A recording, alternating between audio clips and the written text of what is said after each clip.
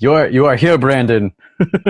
I am here. It's not you as the new administration. No, it is not me here as the new administration. It appears you have a different background. What is going on? Tell me what is occurring. What is happening? So what ended up happening is there was a shift in what was going on with the work setup. So the way that my home is set up is initially with the previous administration, my basement office was kind of my man cave sort of scenarios where I played all my video games, what have you. And when the new administration moved in, there was a request for a shared working space, which was totally fine. So we had a shared office and, you know, we would joke around and like everything was good and we had a good time. But I think eventually they needed daylight. So because what this is a that? basement. So like the only right. Excuse me. So the only way for them to get daylight was to move to an upstairs bedroom. So we had a guest room that was just kind of a catch-all for everything that had happened since she moved in and, you know, kind of a, like, we never really used it for what it was intended for. So we cleaned all that out, got everything scrubbed down, painted it, put up a whole, like, bright turquoise accent wall and the whole nine. Yeah, so she got to design her office and, like, had this really, really sweet moment where I'm like, what do you put on, what do you want to put up on the walls? She's like, I don't know. And she has like all of this art and all this stuff that she wants to put up, but this idea that she now has a permanent space that is hers, that she can design and set up the way she wanted. And she was like, I guess we'll get like a bunch of those 3M strips. And I was like, lady, I own the house. We're fucking putting nails in the wall. Like, stop it. We're good. Like, it's my house. Right, yes, but like it's this permanence of like, no, it's fine. Like art's on the wall, desk is here. Yeah, so like we even repurposed my old desk, like a simple IKEA table that I had painted. So we sanded that down, refinished it, set it so this way. Now she has a big L desk in her office. Now she's got fancy TV set up in the corner and like, yeah, so she got to design her setup exactly how she wanted. Because I was like, what do you want? Like we can do whatever you'd like. This is your space. Let's set it up. So then in turn, when she left this office, it got me thinking I should redesign everything. So then I decided that the way that I had my previous setup is, it was like my computer, my desk faced the wall. And then I had like the backdrop of like my bathroom door. So great. And I was like, you know what? I'm setting my desk up so this way it's got a clean backdrop on it. I've got kind of a command setter thing going on here. Yeah, the lighting looks great. So I have a little pineapple and everything. Aww. So I've got a bit of accent lighting and I'm hanging art up everywhere and like got my new board. So I'm kind of setting up the whole space and then in hopes that maybe in a month or two, I'll slide I even like drug a shelf over from the back of the basement, like these metal organizing, like half-size shelves, drug it in here to get like a more industrial look to do some storage in here and like switch some things out. So I think I'm going to scoot some things over with hopes that at some point soon a rather fancy Roland Electric drum kit is going to come in here and I'm going to start banging it out. Yeah. Electric? Well, yeah, because I live in a duplex. Nice. So I do have to be kind to my neighbors. Like I want to, right? Yeah, like I want to full on Phil Collins, Dave Grohl, Pete, like Keith Moon, but I can't and still be courteous to my neighbors because also like they have a baby and everything. Like I'm not trying to be a dick. Yeah. But I figured this would let me have all of the experience with it, not get a crap one. So this way, like if I decided to just set it up somewhere, I could actually use it and start digging into it. But now that I have the space for it, it's now feeling like a reality where I'm like, it makes it easier to record because you don't have to like worry about mic placement and all that other bullshit. You just like plug in one thing out to the other. You miss the sound engineer's plight of proper microphone placement, but also you don't have to go then purchase like 8 SM48 or 50, what is it, 48s, 45? I don't know. You don't have to buy a bunch of mics and put them all over the place.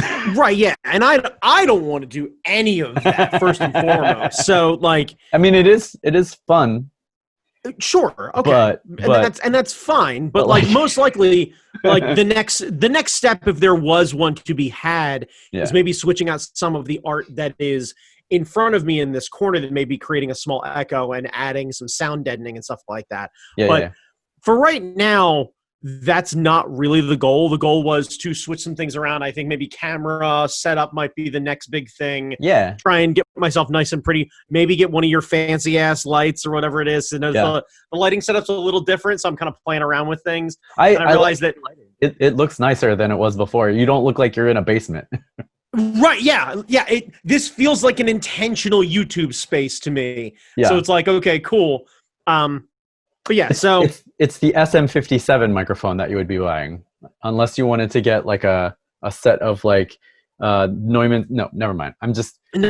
Back to my audio engineering days with Johnny. I was gonna say, yeah, like to my understanding, for right now, at least for podcasting purposes, I think the Yeti works just fine. Yeah. So I think as far as that works, I'm not really worried about it. I think visually would be like the next step if there was one to be had here. But yeah, so that's kind of where my head is with that. But that's been kind of, in turn, Jamie, that's what I've been geeking about this week, because it was literally we set off to this plan Friday afternoon, where like she came to me, like we were both sitting here in the office, and she looks at me, she's like, "Hey, you threw this idea out there just in passing. Were you serious?" And I was like, "Yeah, we can do whatever you want." Like, cool. And by that evening, we had paint and all the supplies and everything else like that, and we were just staying up. So like Saturday night, I think I was up till like 3 painting. Oh, nice. Yeah. So hell yeah, getting shit done. Getting it done, man. And then the plus side is now, and this is going to be a burn on the previous administration, but frankly, I don't care. Fuck that shit. Fuck that shit. It's nice. Say your mind. It is really nice because we also picked up a bunch of supplies to do the rest of the upstairs, because I had repainted the living room and the kitchen, redone the kitchen cabinets. Like I've done a whole laundry list since I've moved in, but the thing that I hadn't really tackled was the stairwell going up to the upstairs and that hallway upstairs. And the problem is, like, going up on the stairwell, there's this like gigantic straight ceiling area where there's no jut over, like no cutout or anything else like that. So it's trying to figure out logistically how we were going to work that out. And when I was with the previous administration, there was no help. None. Like all home projects fell on me to, budget and purchase and manage and yada and yada and yada. And now the thing is like, hey, so how much do you think this will cost? And there's a discussion. Yeah. And then there's a sharing of the cost. And then there's a share of the workload. And I am admittedly... What's that like, Brandon? I got to be honest with you. I didn't know how to react to it. So, like, I was almost kind of dismissive of it, where I was just like, yeah, no, I got this. And then, like, she kind of looked at me. She's like, dude, we're doing this together, so just kind of strap in and get used to it. And once I accepted this theory, all of a sudden I'm like, this is the greatest thing ever. Help. Who knew? Who knew? Who knew? Who knew that help was helpful? Who knew that help is helpful, just like water is wet? Who knew that getting help to set up a space beforehand when you're trying to accomplish another task after that setup is set could make your life easier, Brandon Chalmers? Yeah. Who knew? Yeah. Who knew? Yeah. Who knew? Hey, random question about the microphone, because you brought it up. Can you hear any of this? The squeaking from the chair? I cannot. Cool. All right. Then I won't worry about it then. I cannot. And it's because the microphone is closer to your mouth. Yeah. No, I mean, I and you're not pumping up a little bit of volume. stage experience. Yeah. So I do understand how a microphone works. Yeah. But I think because you don't, if it's closer, you don't have to pump the volume as much or the gain as much, and then you don't get all that ambient bullshit. So right. Yeah. Well, I also project like a son of a bitch, so that's not a problem. Yeah. I can fill the space. Well, now it's time to start your own YouTube channel talking about, I don't know, whatever you want to fucking talk about. Because who cares? Because you might as well. Because everyone's home. I think what I'm going to do is just reaction videos to like, I don't know, SoundCloud rap. Because I have to believe that there's like, I've seen it go the other way super hard where everybody's like, I saw one pop up the other day where it was like, I hear Black Sabbath's War Pigs for the first time. And I'm like,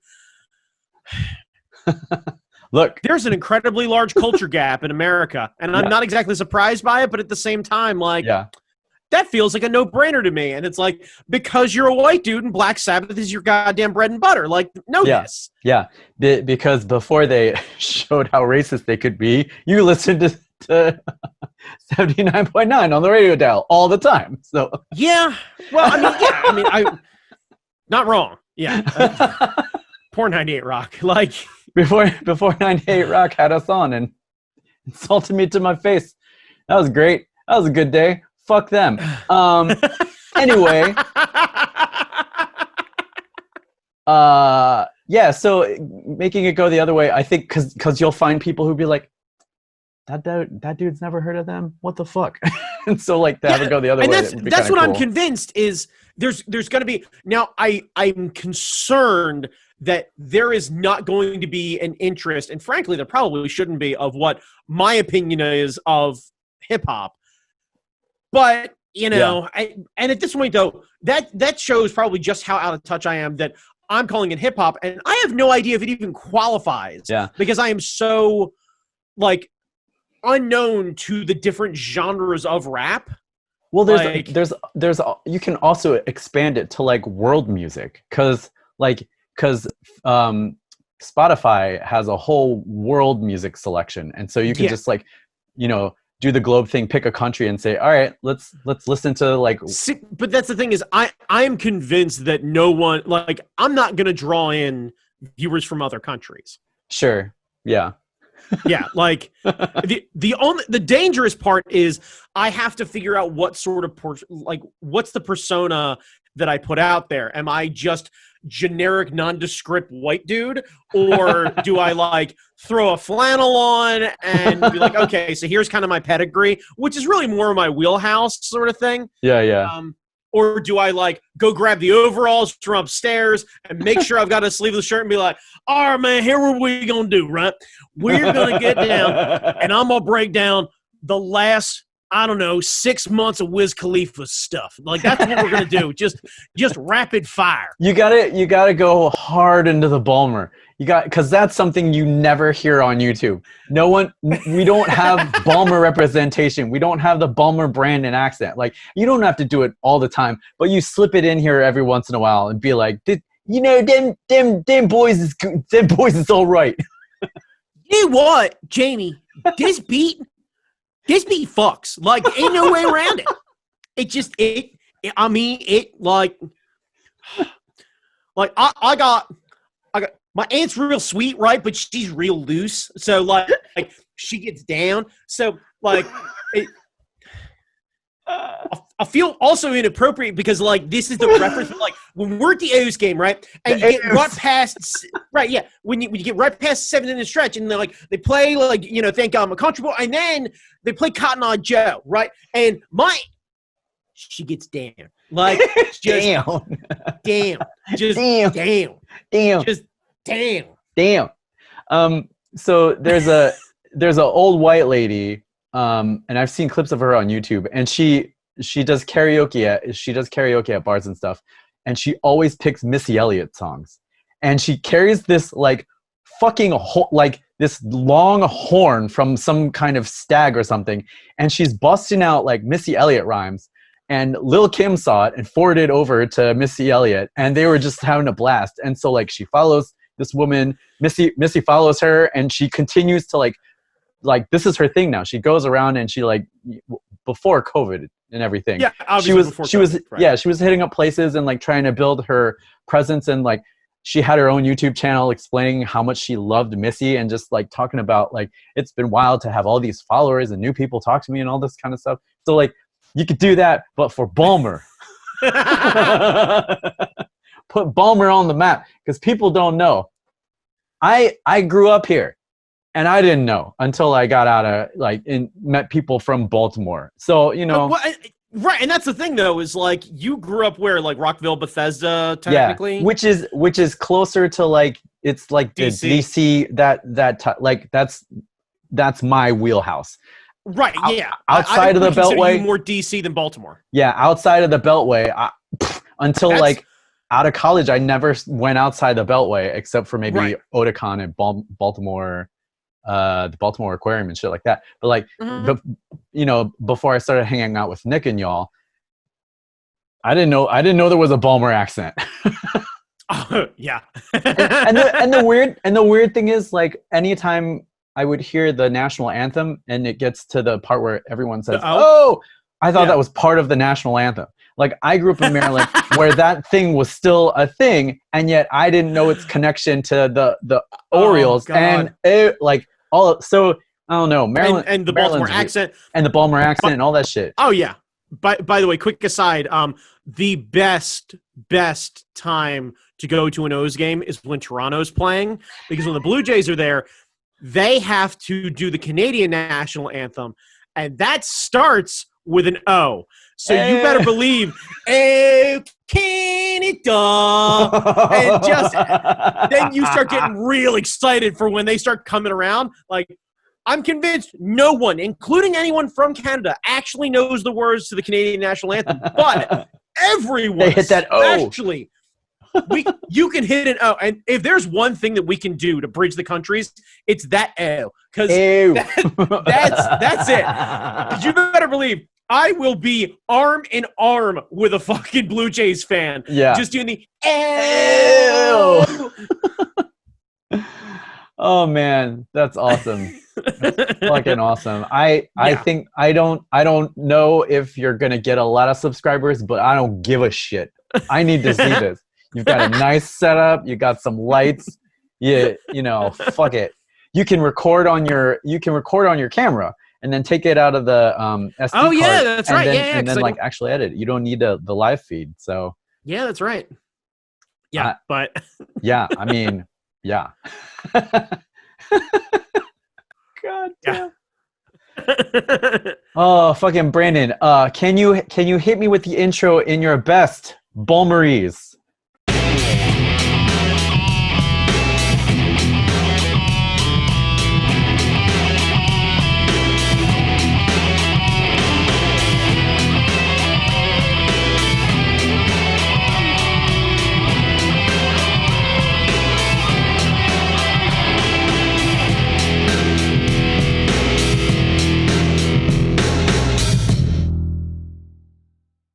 Ladies and or gentlemen, boys and or girls, and anything that you represent, for one, I'm proud of you.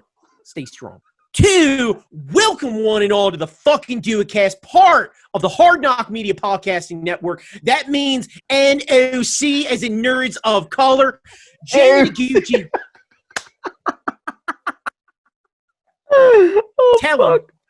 Tell him where the website, okay, so you start up, right? Fire up a Google machine, right? Up in the top, right? See the logo's on the other side, and you're already signed in your sister's email. Never mind that. Go over to the bar, right? http:// and then www. And then what's the hardknockmedia.com. That's knock as in NOC, Nerds of Color. We can find all sorts of great podcasts about ethnicity, representation, entertainment, fun stuff. If you're listening to Keith's podcast, it's all about Batman and how much he loves Hamilton. And then you get to us. We're kind of like your and run, all of these fine people, and then and run. Right, yeah. So, Jamie, the best comparison I can come up with, right, is we're the Old Bay of podcasts, right? Because you may not think that it works, but all of a sudden you're like, well, crabs, yeah. And then all of a sudden you're like, well, pizza, sure. And then all of a sudden you're like, well, popcorn, definitely. And now we're covering the snack gamut, baby. That's where we're at. No bay, no way. Shake it on. No way. Just go ahead. Just can up that fucking Duocast and just sprinkle it on just a little bit here and there. I'm gonna make a we do, Jamie. I'm gonna make a Teespring for us, and we're gonna have no bay, no way shirt. No bay, no way. Fucking Duocast. Oh my god, someone's probably already done that, but I don't give a shit. 100%. I've totally seen that on a shirt. No, it's not original, believe me. I don't give a shit. We're gonna have our own version of it. No bay, no way, fucking Duocast. That's really what it should be. The fucking Duocast. No bay, no way.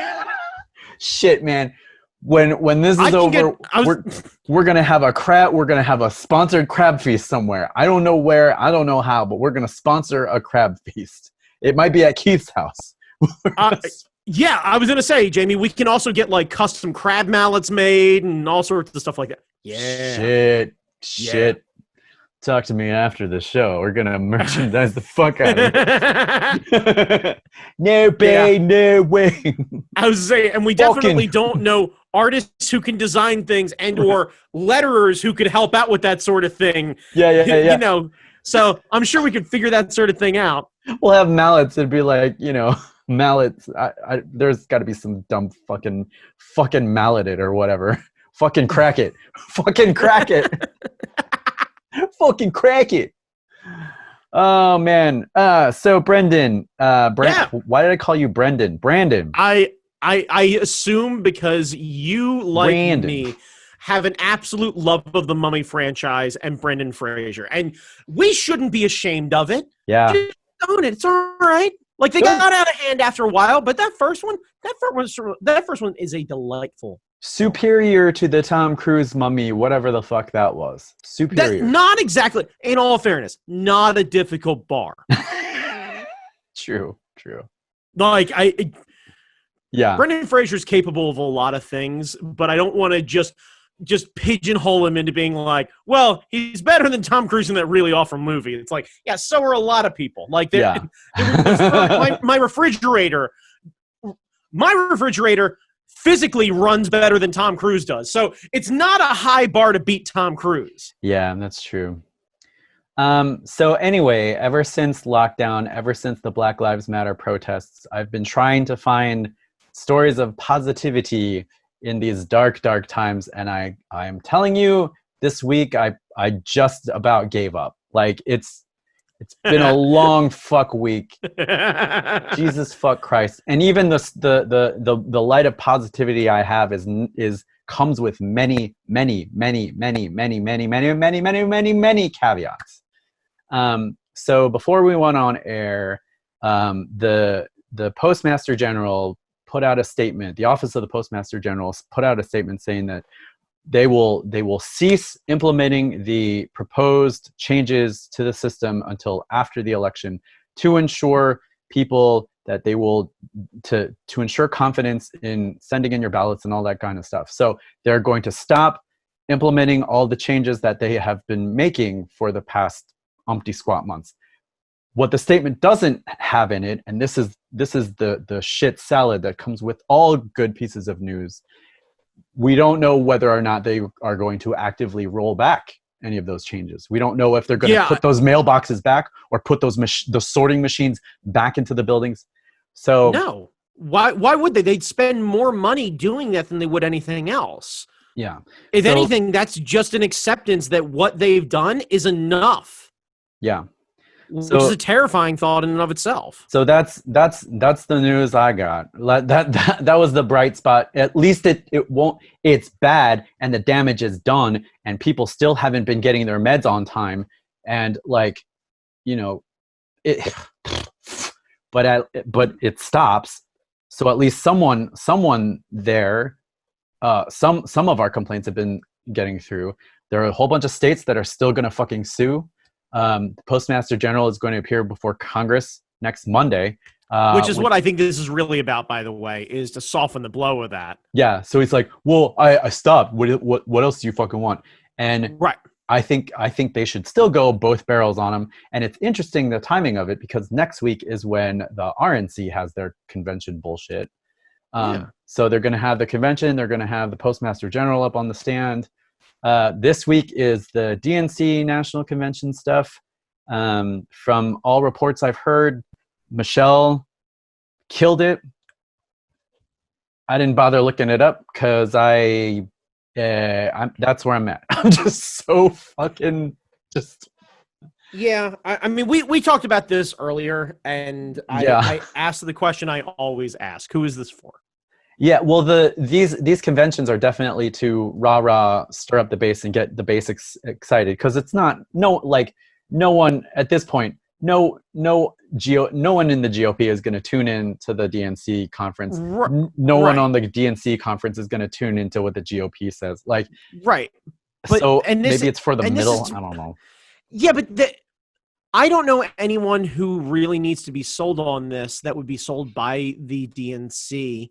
Yeah. And I got to be honest with you, at a certain point, I asked the question, shouldn't this effort, shouldn't these finances, shouldn't all of these things be put into real actionable focus on the task at hand? Wouldn't the money for this digital convention that they're spending be better placed somewhere else? Target ads, hell, a transit system for, low-income voters who have trouble getting to polling places because they're taking out polling places. Yeah, like, could that we would not be take tremendous. what I assume to be, let's say this thing cost them $500,000 to do, right? And probably did more than that, because there were probably contracts that they have to honor regardless of the pandemic. Yeah, I think part of that might be, like, I think a lot of these things are set up years in advance with the intention that, like, the convention is set up so that you pick the nominee, and right, but that hasn't happened in how long? But I think that's why they have to hold some sort of thing. Now, this year has been fucked, so I don't know, like, if there were contracts they could have canceled or things they could have done. Like, I agree with you. Like, the concentration should be on getting out the vote and getting people to the polls and serving underserved communities, because ever since the Voting Rights Act got kiboshed, like, Southern districts have been taking out polling places left and right. I mean, you saw the lines at that in Georgia. That was fucking in Alabama. And just like, right. Yeah. Like, where is the actionable stuff for that? And especially during a pandemic, having, hiring just conversion vans, renting as many conversion vans now under contract to get them available, and paying drivers for a day to provide this. You want to ride? Cool. Hop on this website, schedule your time, and we'll send someone by within a, let's be reasonable, hour and a half window. Yeah. Because there are a lot of people who still need to get picked up and what have you, but we ask that you're available, I don't know, for an hour and a half for this time to be picked up. Yeah. And if you don't have a mask, you're taken to your right. Yeah. If you don't have a mask, you won't be picked up. We'll provide it. We'll bring as many as we can. Hell yeah. Like, where's disposable masks to put on everybody? Masks, like, we'll marker like I voted on the masks or whatever, instead of just stickers. You get the mask. Like, if you're standing in line, we need poll workers to hand out water and shit. Like, and there's an issue with some of this stuff, because to my understanding, legally speaking, you can't have people handing out waters and stuff like that work for the individual parties, because it's considered voter intimidation. Yeah. But I think they can, at the very least, go and drop them off. Yeah. And I think if you openly make a statement also to say that we want you to vote no matter who you vote for. Yeah.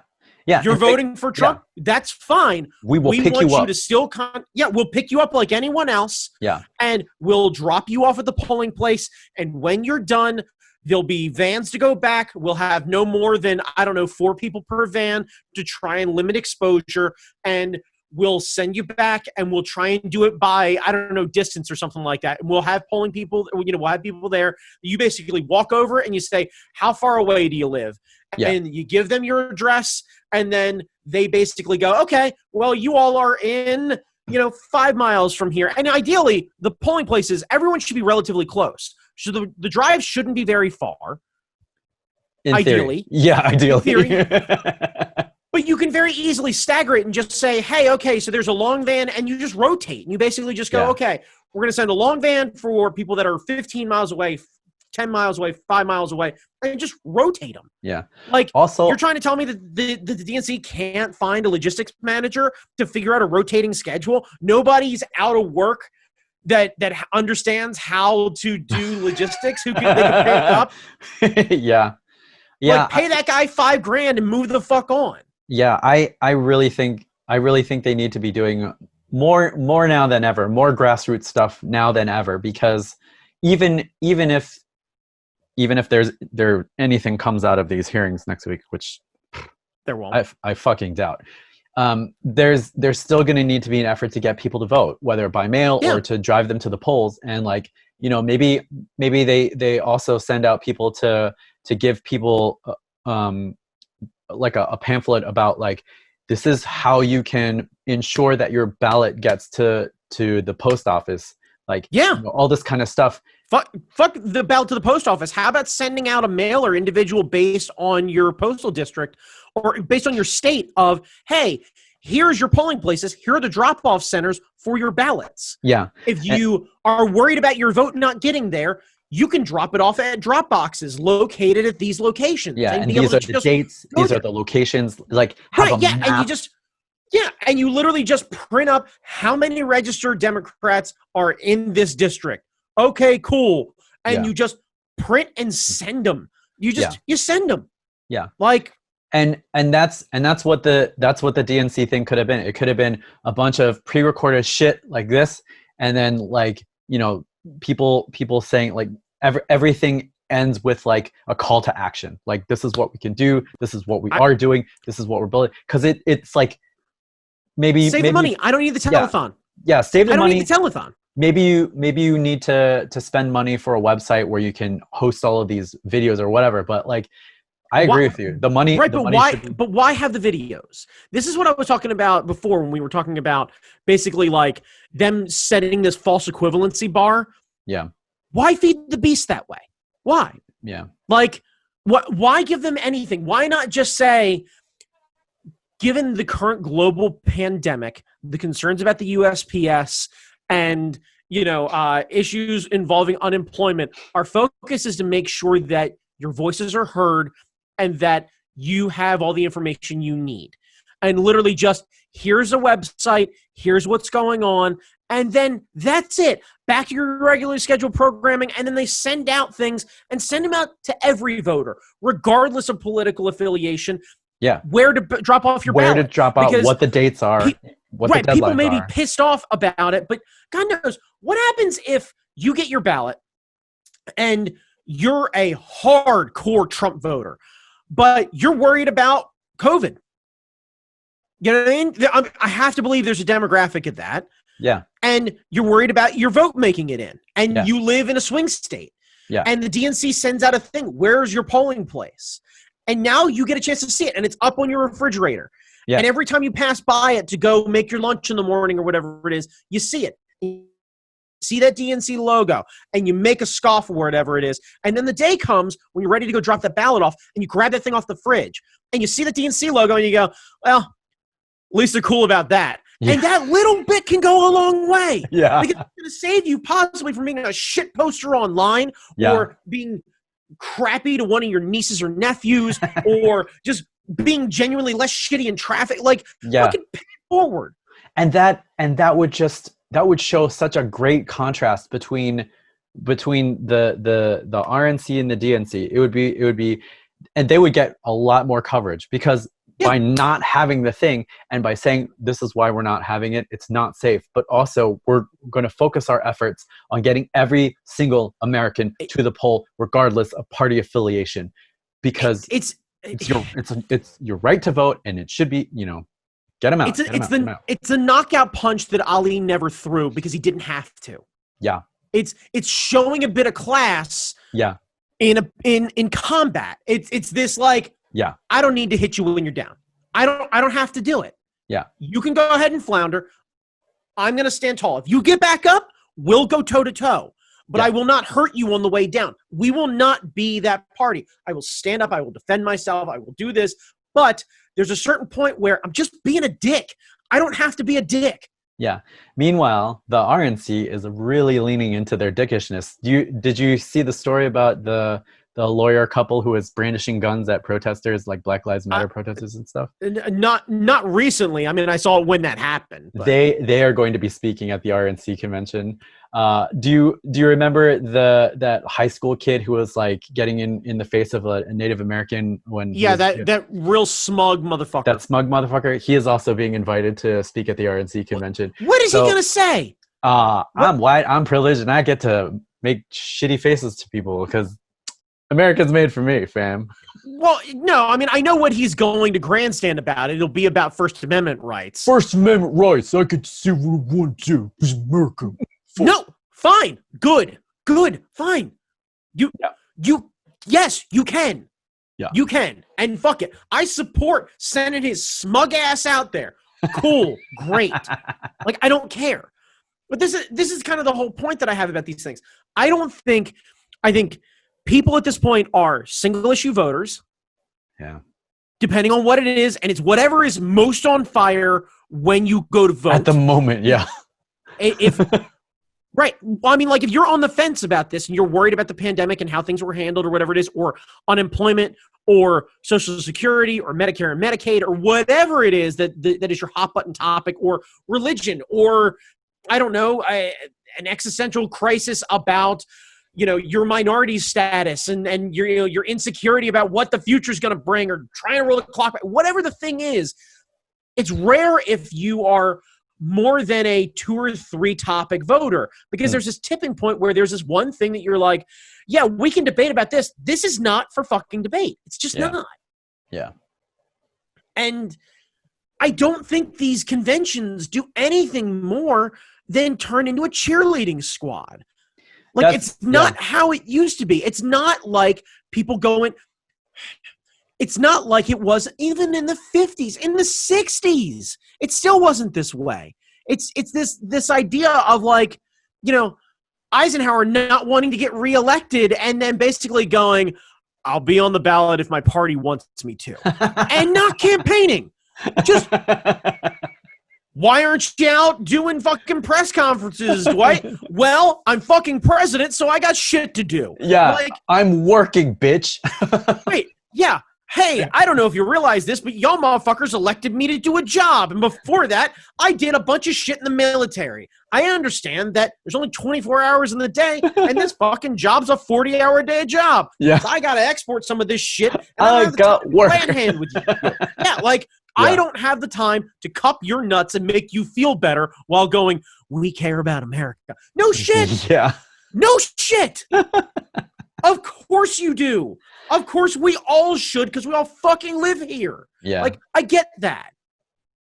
Okay, cool. But, like, I don't need this dog and pony show. Like, genuinely, actually, fuck it. I wish it was a dog and pony show.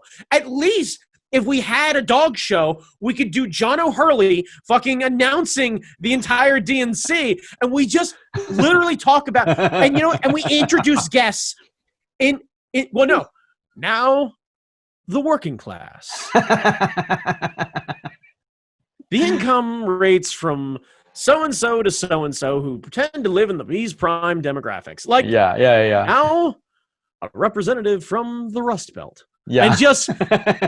and have them, like, prance around the stage and get and we literally just have that. Yeah. We, like, good haunches, we basically let... like, and that's the idea. Lose a little work.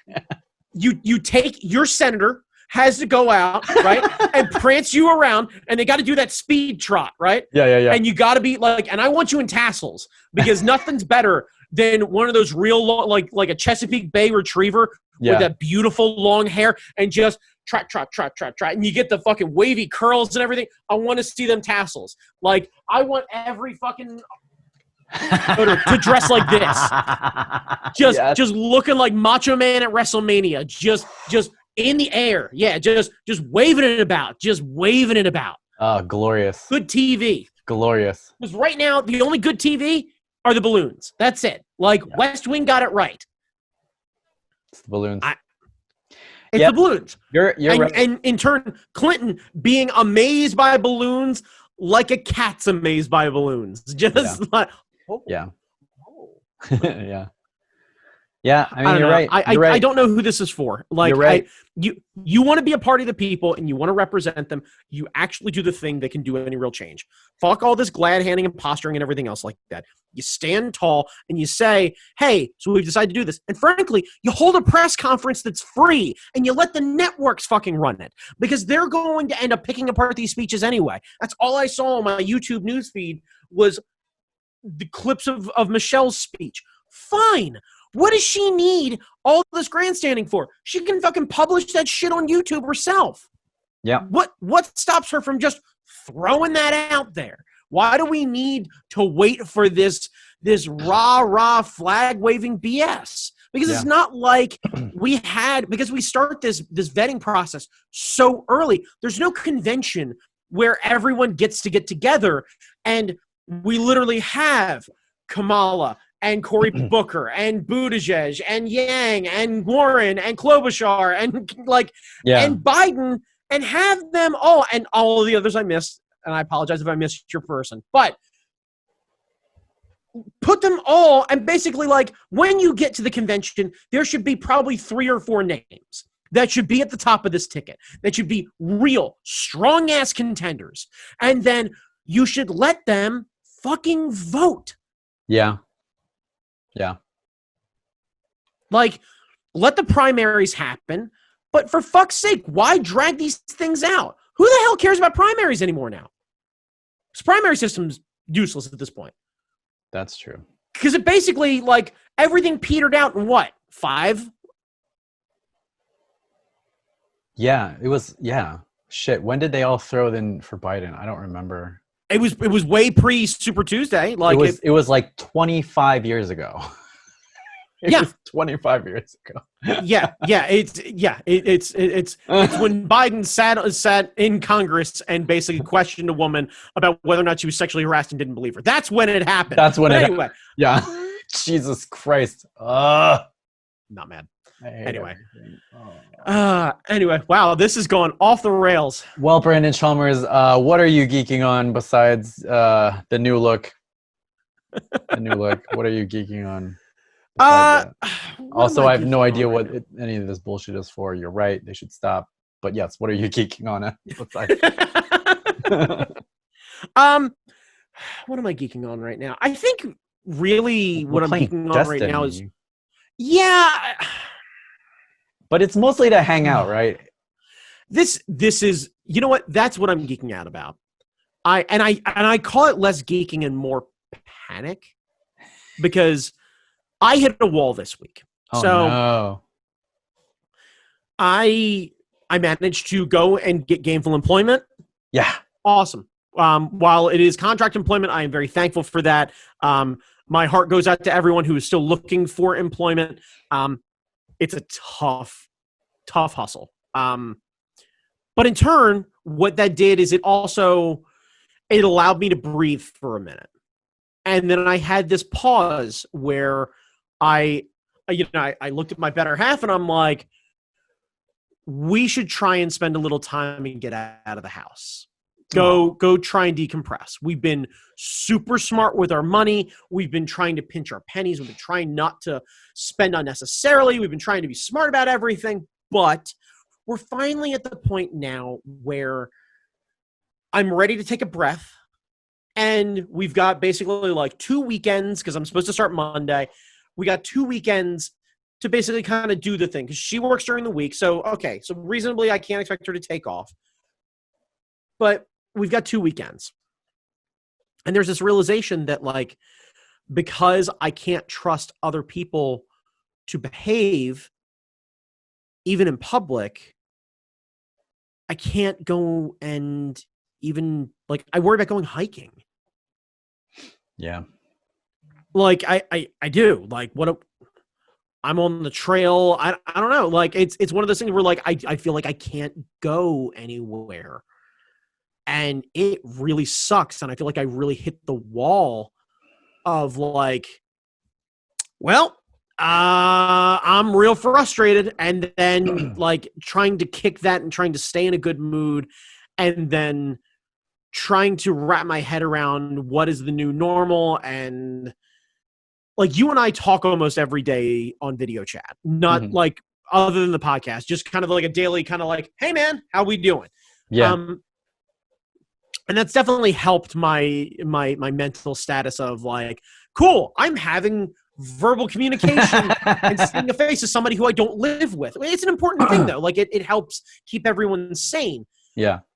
But I'm having a lot of trouble trying to figure out, like, we're playing Destiny now, and, you know, we're doing that kind of on the regular, and that's been really nice. And at the same time, like, I found myself over the last couple days kind of being like, I'm not really enjoying this the way I want. And I don't know how to find something new and not lose everybody in that sense. And I'm worried about isolation. And this, you know, this kind of like self-isolation that happens of like, well, I'm not supposed to be doing a thing, so then I'll just sit here and then I'll go work on my stuff and then yeah. And I don't know what to do with it.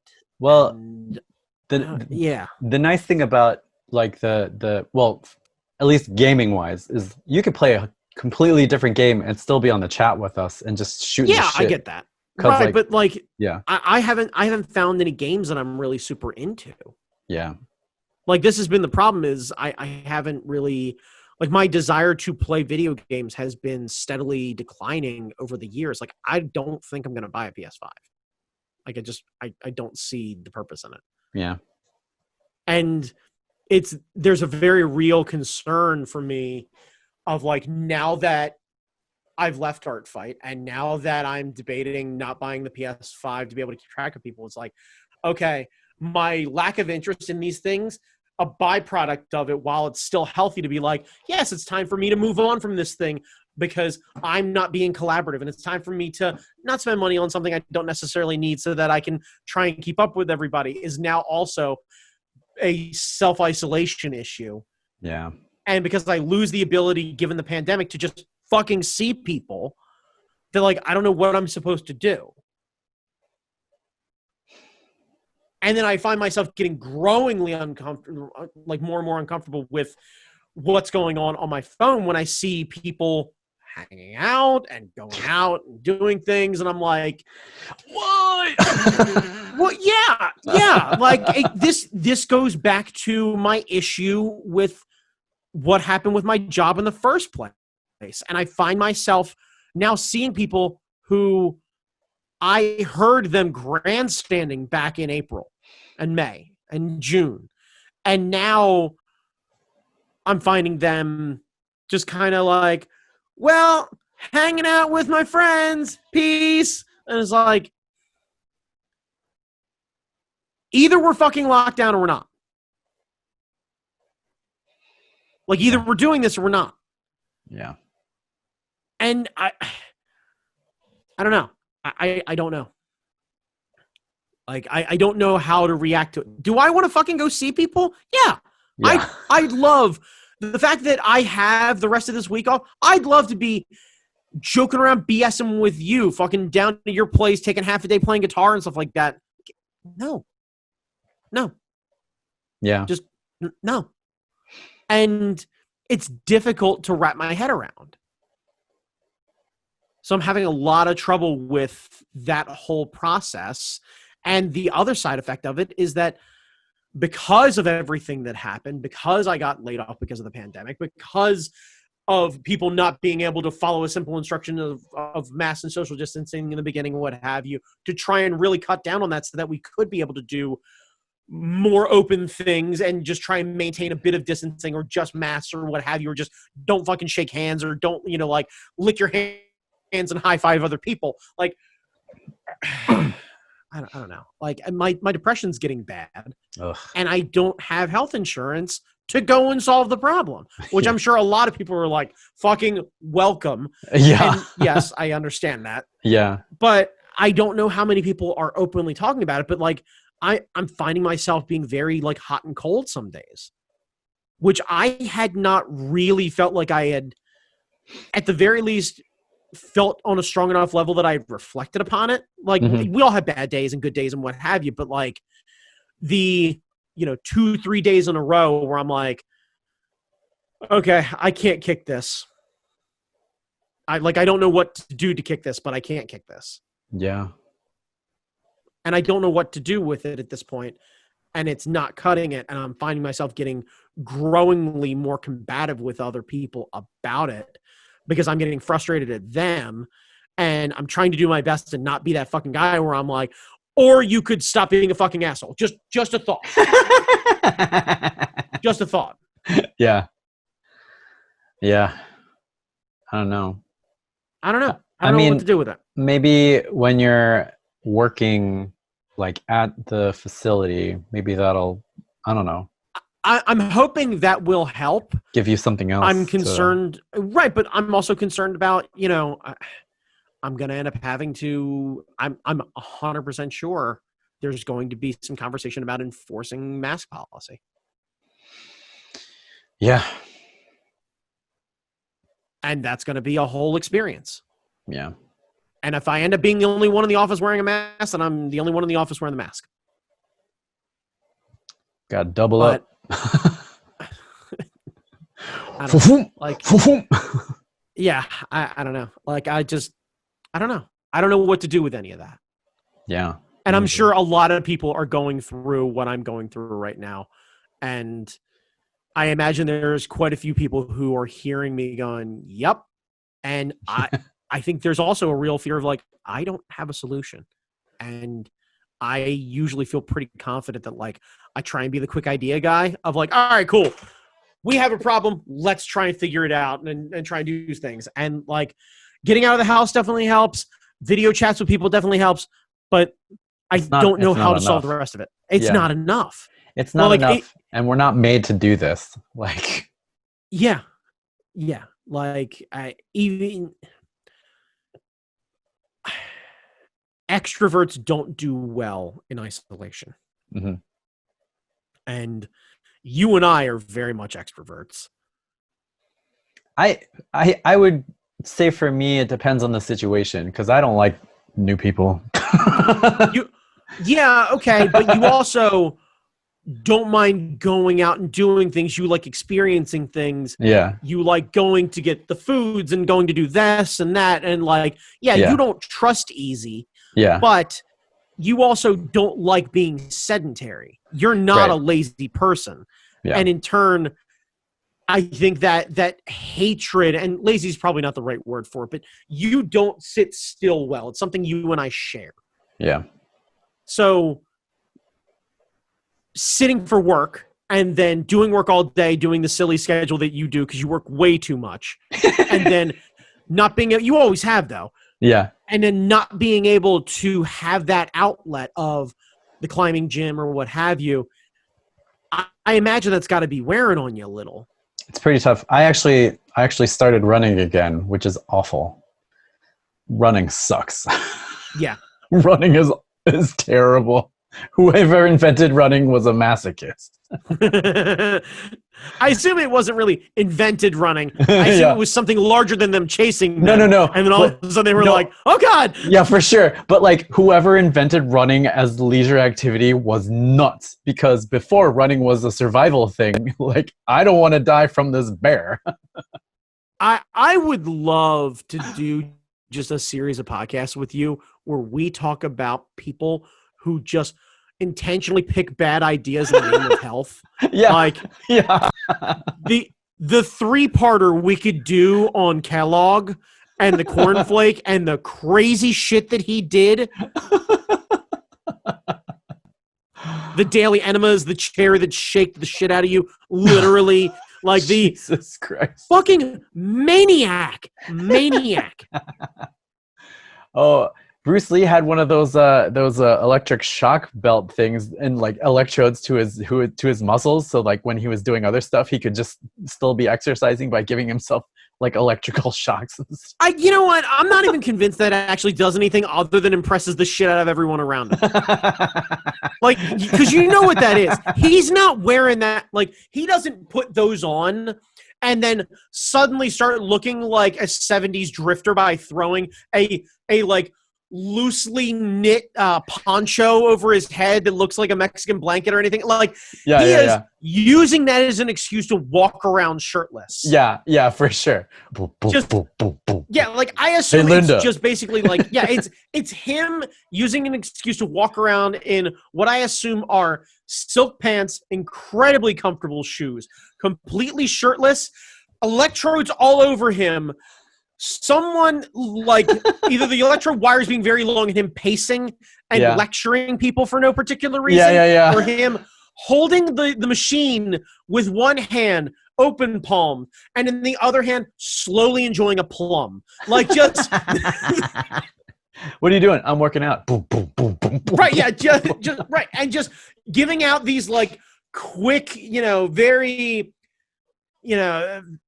very platitude style advice, and slowly in between. And this is the tell. This is how you know he's done. Makes a statement, pauses, looks at you, takes a long bite of the plum, and then continues to walk. And casually, every 6 steps or so, looks up, makes eye contact with you, and then continues on. And the second you go to rebut, he immediately hits you with another one, and you're like, "Fuck, Bruce! God damn it, Bruce! Fuck!" Right? Yeah. Oh my god, that's probably what it was. Because that's probably exactly what it was. Right, and who's going to tell Bruce Lee to shut the fuck up? Because you're afraid you're going to get fucking hurt. Like, it's just, I have no idea whether or not Bruce was actually a violent man, but I know the idea of him looking at you and going like this is a fucking real threat. Like, yeah, it's different from anyone else doing that. Everyone else is like, oh yeah. Bruce opens his hand, and you're like, right, yeah, because you know what the difference is between Bruce Lee and Kareem Abdul-Jabbar doing that? Yeah. Reach. That's it. The damage is the same. Yeah. That's it. It's strictly reach. Oh, man. Ugh. Yeah. I don't know, Brandon. Maybe you need some electrodes and to work on your pecs. It'll be different. That's been its own problem too, finding the motivation to work out. Yeah, that's why I started running today, because it was just like, I gotta do something. Yeah, like I've got to figure out a way to get into a daily routine. Like I'm convinced I need a daily routine now, because I had been doing like the every other day weight training and calisthenics and what have you, and I'm finding excuses to skip days. Yeah. And it's like, oh, okay, well, we want to work out together. Okay, well, she's got a thing in the evening. We've got this here. Like, so it's like, okay, now I'm just finding excuses not to do it. And it's like, okay. Yeah. This is its own problem. Like, yeah.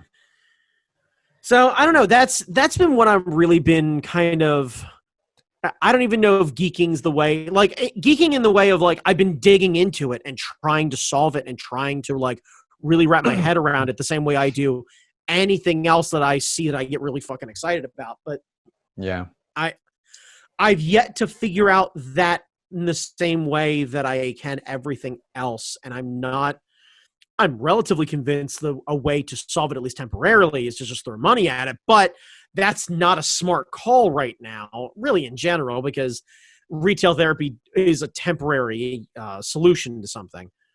Although practicing drums is a lifelong thing. I gotta believe that there is the drums are a weird like Venn diagram for me, because it's like, I'd like to do something physical. I'd like to do something musically. I'd like to do something motivating that I really enjoy. And it's like, well, I've managed to kind of get that perfect kind of triple diagram sort of thing. Yeah.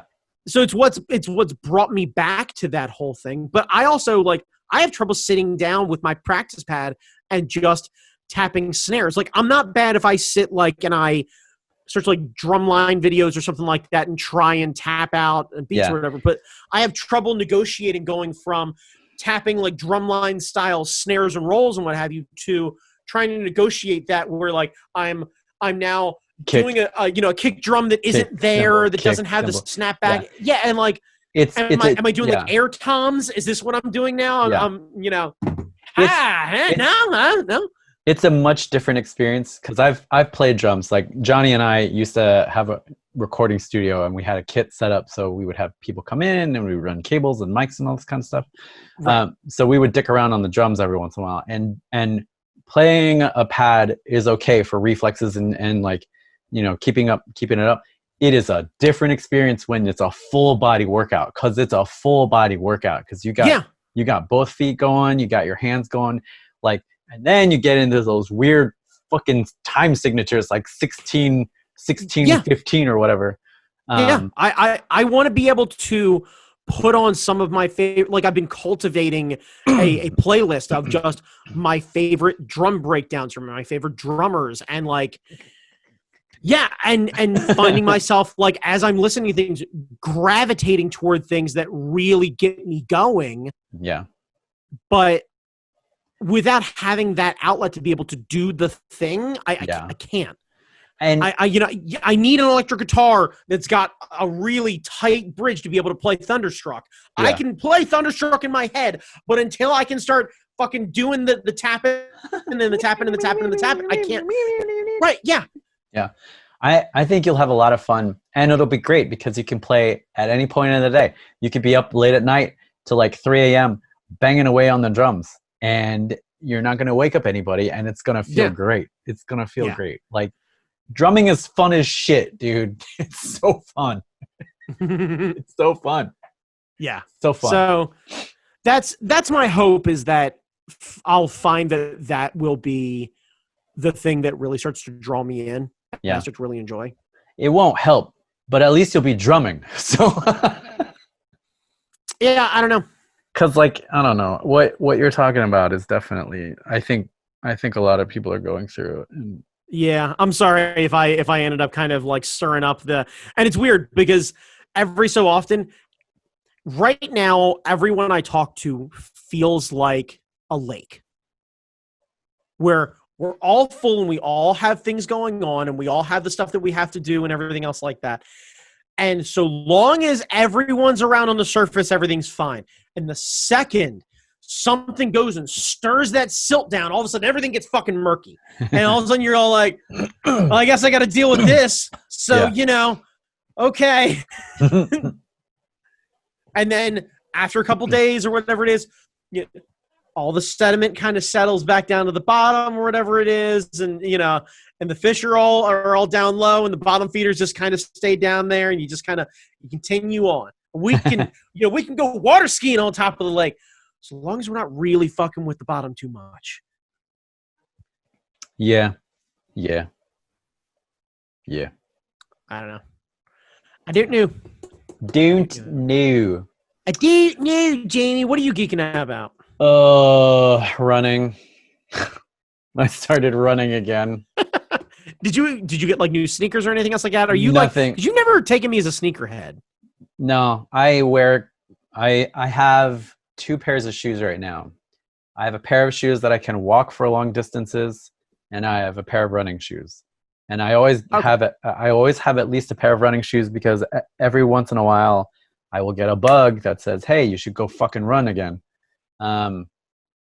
So yeah, like the climbing gym is open. Earth Treks is open.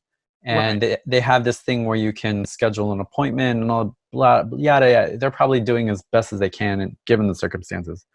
And Audrey's climbing because that's what her group of friends do all in. Like, I used to climb all the time, every day, and I would climb, and she never got to do it as much as I did. So I was like, well, it's open, you should fucking go, but one of us should not, just in case shit happens. So like if you get sick, at least I won't be sick, So I was like, one of us should not do the thing. And you should do the thing because you have some other friends that are anxious to get out of the fucking house as well. So, so in the meantime, I haven't been doing shit. Like, my exercise, my thumbs are quite agile right now. And my shoulders are quite agile right now from just drawing it every day. And this pointer finger, using a mouse for like motion graphics, like this hand, this arm is ready to go. If this was my body, It'd be fine. It'd be set. Yeah. You forearms for days, just all day. Just bam. And like, these fingers, like I can crush things. The rest of this, So I started running again. Did 2.5 miles today because I'm an idiot. Nice. No, that's good. How you feeling? I like I was running, which is terrible. No, yeah. But I used to run cross country and track in high school. And so like, during college, if I would get antsy and shit, I would just start running around the campus and just checking stuff out. So, I mean, running has been an on again, off again, on again, off again, on and again, off again. And I figure I'm not going to the gym. We're not doing any of those like exercise challenges where like one day you do 1 push-up, next day you do 2 push-ups, and you stack them like that. Yeah. So I was like, well, I'll run. I can listen to tokusatsu podcasts and run, which is what I like. I don't listen to our network. I don't listen to our podcast. I listen to anime podcasts and tokusatsu podcasts. That's fair. So I started today, and then tomorrow I'll do intervals, like, just up and down, up and down, up and down. And then like the next day I'll do a long run and then more intervals, and then, 2 rest days. Like I have a whole routine from back when I was running track and cross country and stuff. So I do not enjoy running. It is not fucking fun, but I'm doing it because I don't think anybody really enjoys running. You'd be surprised because I know I would. I know a couple of people who that's what they do, and like I have friends who run marathons and shit, and it's like breathing to them. It's like they get excited about it. They have their routines. They are also morning people. So what the fuck is that about?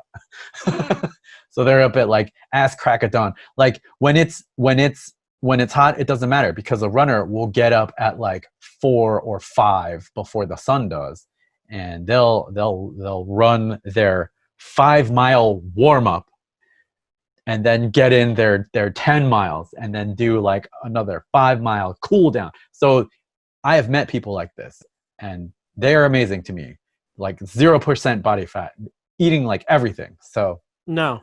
I have the eating everything part down. I just need to add in the running part down.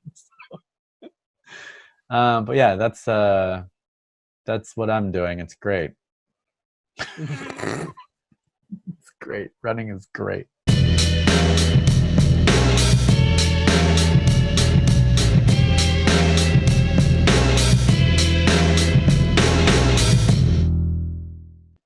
All right, Brandon. So I got this idea when we were talking this morning, and it is back to politics, but I think we can make it interesting and entertaining. So, okay. So Brandon Chalmers, there are going to be debates. We're going to have we typically have 3 debates up in the air when they're scheduled. Who knows if anyone's going to show up? Wait, hang on. Are we just strictly talking presidential, or are we talking both presidential and vice presidential? We'll do both because fuck it. Because we got 3 presidential debates. We got 1 vice presidential debate. The problem is that neither of these candidates have proper management, and by proper management, I am thinking of WCW days, old school WWF days, the Mouth of the South, Jimmy Hart coming out. You've got Jeff Jarrett as the manager. Like we want to book these events like wrestling events. We want the glass shattering. We want theme songs. We want to make these entertaining for the people, because if it's going to be a shit show, let's turn into the skid and make it the shittiest shit show. And the shittiest thing that you and I both enjoy on purpose occasionally is professional motherfuck wrestling. Brandon Chalmers, I need you to book me a debate series as you would book a wrestling event. A debate series. A debate series. First off, you don't do 3. You don't do 3. Okay. You don't do 3.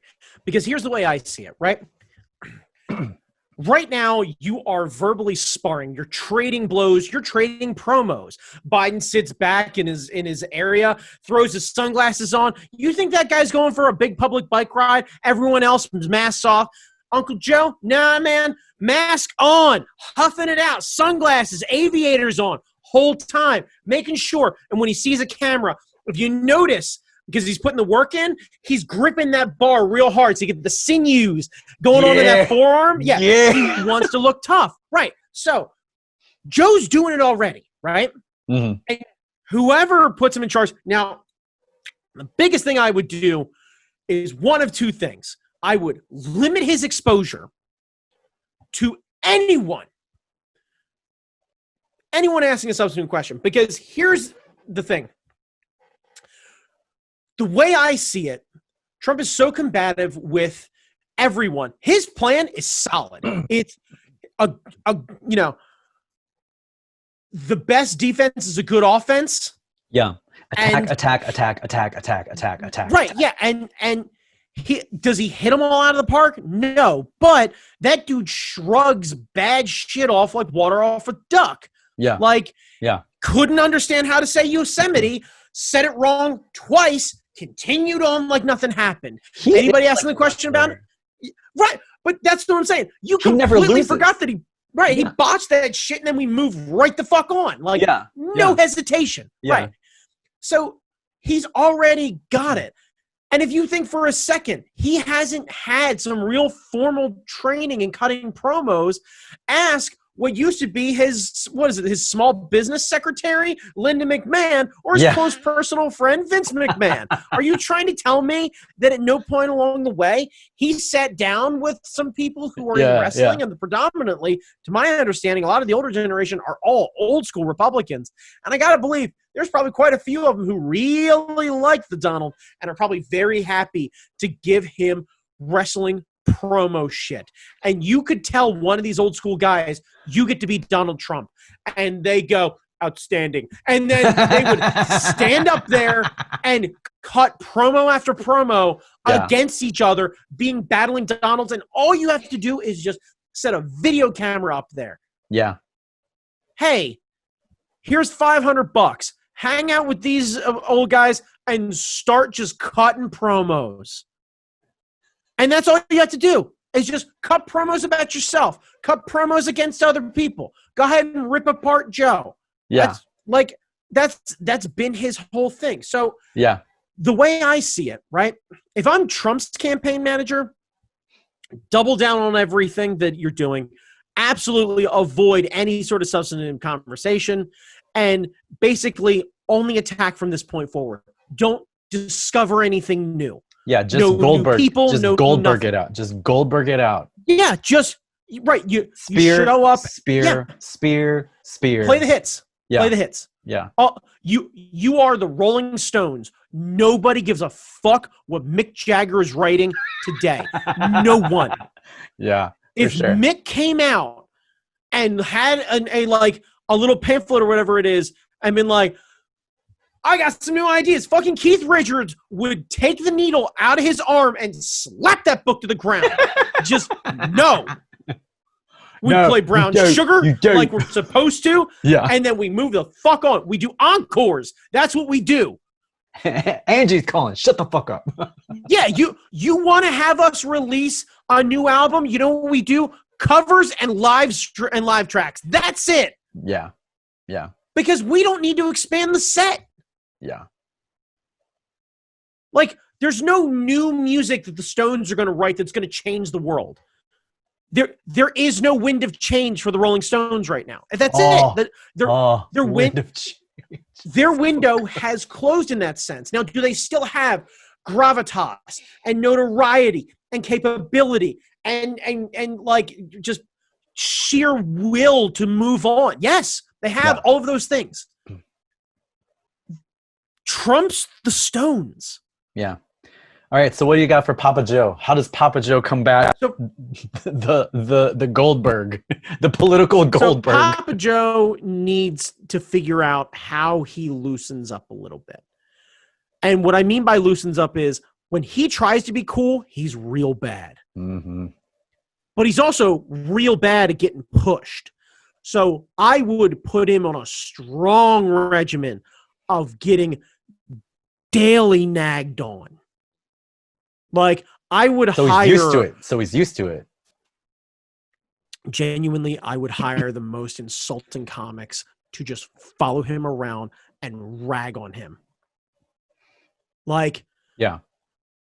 Genuinely, I would pick the most insulting comics that you can get your hands on. If you've run a Comedy Central roast, I would hire you to literally Jeff Ross is who I would hire. Yes, yes. And I would have Jeff Ross just follow Joe Biden around and needle him to the point where Joe fights back. Yeah. Because the only way that you fix his inability to just respond is just practice. Yeah. Because when he gets rattled, you can tell he loses his train of thought. He just kind of right. Yeah, he deflates. He just kind of everything goes down. He does not have that comedic timing, and he doesn't have that comedic bite. Yeah. And I think that is forged. Like, the best comedians get better by being exposed to other comedians because it forces them to up their bar. It's the old bit, the aristocrats. Yes. It's, you got to be in a room with people who are funnier than you in a lot of ways and push that envelope. You got to be willing to tiptoe around things and say things that make people uncomfortable. Yeah. And he's got to figure out a way to do it where he just directs it at Donald and doesn't put his fucking foot in his mouth. Yeah. We need the Delaware Destroyer, not the Delaware Deflated whatever. Like, yeah, I need Joe to come out and basically just have swagger. Yeah. And I don't care if he does like a mostly sober Dean Martin impression where he just kind of comes out, hangs out, drink in hand, just kind of walks out. And we talked about this earlier. Yeah. One of those like, America, you know me. I hung out with you.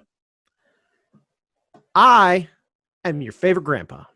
Now, if I had to take a guess, and I'm going to take a guess, you all are doing what I'm doing right now, trying to make your way through what you're seeing on the news. Hang on a second. That's smooth. The only way that I've been able to cope is with little vices. Now, luckily, I've done pretty well for myself. I'm not going to lie.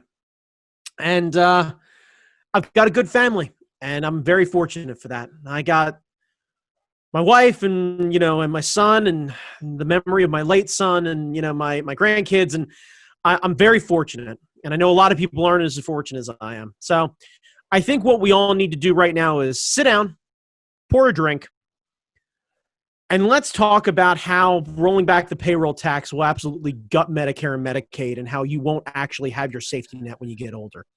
And your vote matters right now. So take a long draw from me and give it a little thought. Yeah. Been Joe Biden. Wow. And then just literally like him basically like do a live review of Trump's daily briefing. Yeah. Yeah, just cracks a beer. All right, so every time you want to cringe at the screen, you take a drink. Here we go. China virus. Oh, God, right. You re-show the Trump press conference, and you literally just do it like a reaction video. You have Joe just stare at the thing and go, the fuck? Right, yeah, and just like mouthing the fuck, and then like take a drink every time.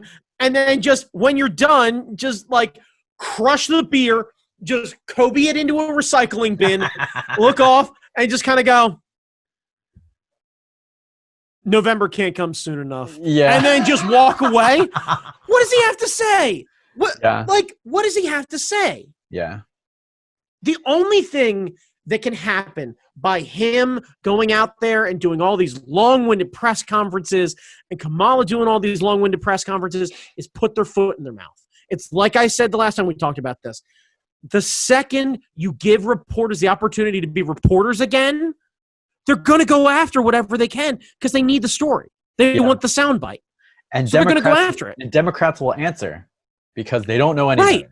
Democrats will get into the weeds. It's not that they don't. No, it's not that they don't know any better. It's that that's what's supposed to fucking happen. Yeah, but we've exactly. lowered the bar so much that we have to start controlling the narrative. Yeah. You have to be able to pivot. Well, what do you have for the undercard? You got the Pence and you got the Kamala. What do you got for those two? So Pence, I already saw what was going to happen because I don't know if you noticed, but he did an interview maybe like 2 weeks ago with a Christian TV network where he literally had like the stained glass backdrop behind him and everything, where he talked about how he was really disappointed in Chief Justice John Roberts and how he hasn't been a strong supporter of Christian values. And he's already attacking the Supreme Court. So what Pence is trying to do is secure down this the religious vote, and for every Stormy Daniels that Trump has, he's got Pence in his corner going, I'm religious enough for the both of us. I'm not going to let him go awry. He's the president of the United States. I'm vice president of the United States. For some reason, something happens where the Donald needs me. I'm going to be there for him. And I'm going to use my strong Christian values as a guiding light for all of my decision making. Because that's what America needs. Strong values and a guiding hand. How your father used to. And all this strong overtones of religious shit. But meanwhile, he's attacking the courts, and every fucking hardcore Christian voter is like, well, yeah, because they just rolled back, yeah, they've been picking a fight too, and they've been doing their job, but they've been picking a fight too. That's all he's doing. All Kamala can do is be too much lightning at the bottom of the ticket. Like it's too much energy. So she's got to figure out a way. Now, granted, do I think in an open debate between the two of them, she's going to body the shit out of him? Yes, but also there's too far. Like it's already, they're already lowering expectations that she's nasty and she's mean. And you go, well, yeah, we've heard this before with Hillary, but really what they're doing is saying that if she does anything other than coddle Pence, she's just being a bitch. Yeah. They're lowering expectations on Pence having to go after her, and all he has to do is basically do the whole I'm a religious man with a strong religious background, and I'm a choir boy. The other cheek.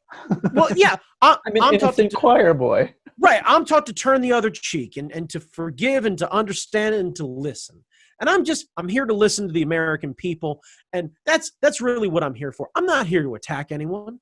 That's not what I'm here for. Now, clearly, my opponent is here to attack, to knock me down a peg, to win, to own me, whatever that is.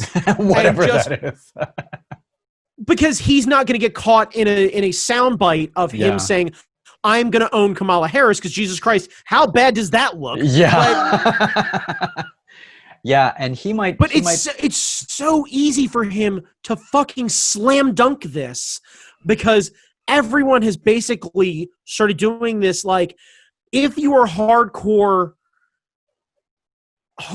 left, you want her to basically do everything shy of go 3 rounds like Rocky Balboa and beat him into the ground.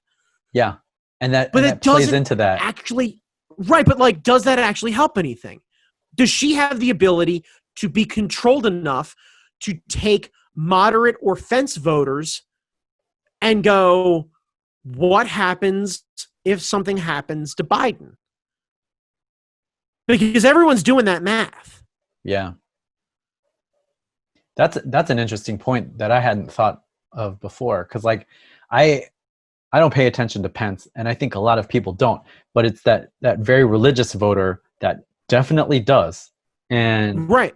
And yeah, that's so fucking evil. It's so fucking simple. Yeah. It's so fucking evil. Because he literally doesn't have to do anything. No, he doesn't. He doesn't have to do anything. He basically has to show up. Yeah, he has to show up and not be a smug asshole. And like that's it. Yeah, and if he plays it straight, like just straight across the board, doesn't go overboard, doesn't overextend, fuck, Brandon, fuck. Why is the undercard so much more interesting than the overcard now? Because we already know what's going to happen with the main title card. By the way, that's why I don't think there's actually going to be 3 debates. Yeah. One, because I don't think that Trump will want to do that without an audience. Yeah. 2, I'm curious how they'll end up actually doing it in the first place, because I know Biden won't want an audience and Trump will insist on one. Yeah. And if they do it virtually, they're not going to be able to, no one's going to be able to control it, because like they'll just be able to talk over each other. Well, they're not going to, I guarantee you they're not going to do it virtually. They'll do an in-person thing, much like they did with Biden and Harris being in the same room and just distance apart or whatever it is. Like, frankly, if you keep them to the podium and you don't let them do the wandering one that they did, Trump basically got to stalk Hillary, then you can absolutely have one. Put them in their own Pope booth.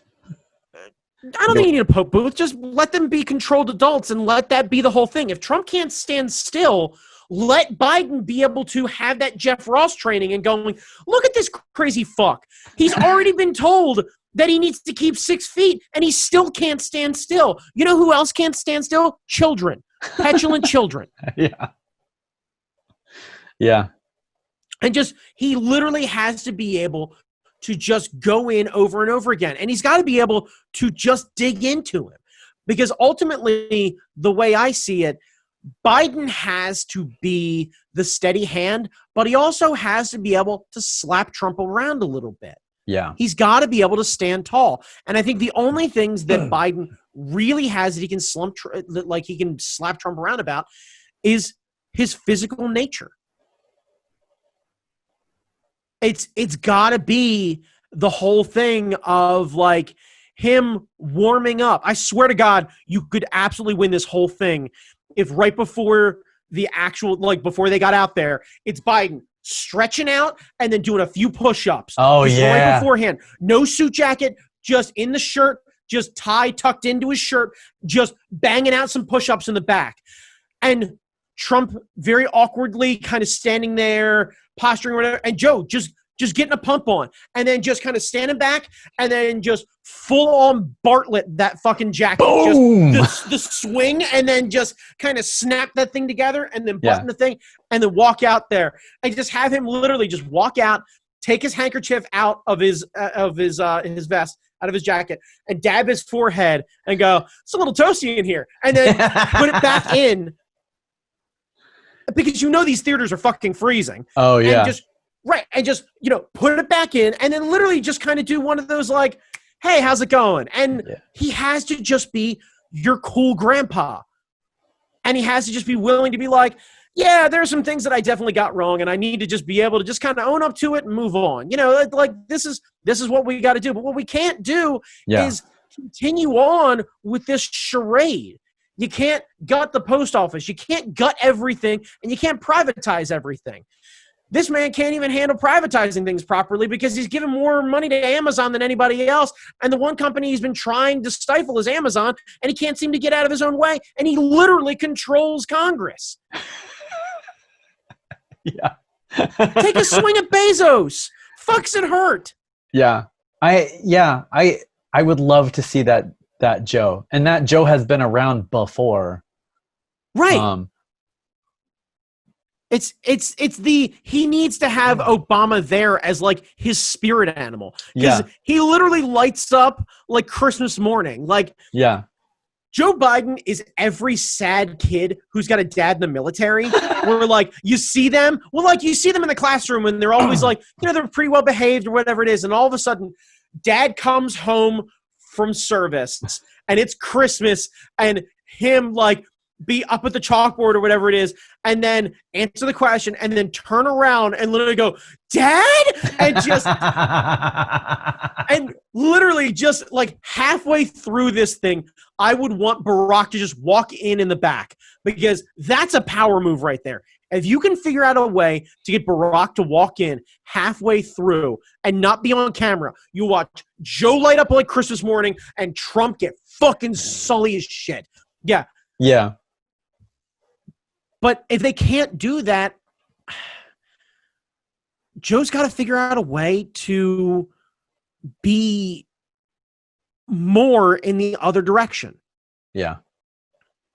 He's got to be open and understanding, but not way too extreme. Yeah. Because he's got to get the moderate voter. But he's got to be able to body Trump enough that people who are on the fence, and frankly, if you're on the fence, Jesus Christ. Where have you been? Where have you been?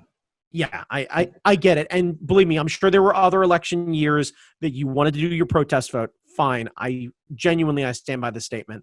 I don't think this is one of those years. I ask of you to really get serious about it. And if you want to put out a protest vote, if you want to vote third party or what have you, I think once the next president has been decided, I think you go and you start working for that political party. You really start digging in, because I got to be honest with you, the next election starts the day after the last election. Yeah. But yeah, that's for me. I can't see them doing more than one debate.